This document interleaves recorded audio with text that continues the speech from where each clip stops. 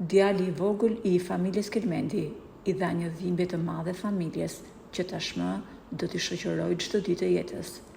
Edhe pse të rrethuar nga miq të afërt, shokë familjar, askush nuk mund t'i mbush atyre vendin bosh që I la largimi I Elidonit në moshë aq të re, pa mbushur ende 18 vjeç.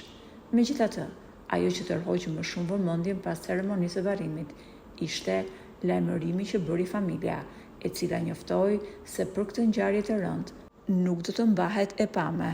Kur ndodh një vdekje, zakonisht familjet mbajnë të pame. Pra, hapin shtëpinë për disa ditë që njerëzit të vinë të ngushëllojnë, të rinë me familjarët, të sjellin lule e të ndajnë dhimbje së bashku. Në këtë rast, kur thuhet familja Kelmendi njoftoi se nuk do të mbahet e pame, do të thotë që ata nuk do të hapin shtëpinë për vizita pas varrimit. Pra, njerëzit nuk do të kenë mundësinë të shkojnë në shtëpi për ngushëllime, por gjithçka mbyllet me ceremoninë e varrimit.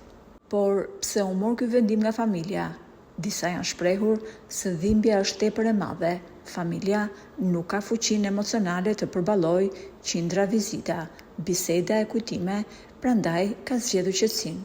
Nga ana tjetër, njerëz pranë familjes së fituesit të Big Brother VIP janë shprehur se në zonën e Pejës nuk mbahet më kjo traditë dhe, sipas gojdhënave, ka edhe një arsye. Para shumë vitesh, kur mbaheshin të pamet, shtëpia qëndronte e hapur deri në 2 javë.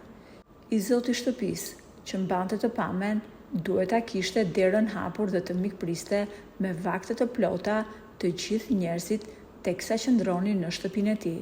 Në një rast, kur hoxha I fshatit në Pejë, pas e një I moshuar që kishte hapur dyert e shtëpisë, lopën e vetme që kishte e dha për të mikpritur njerëzit.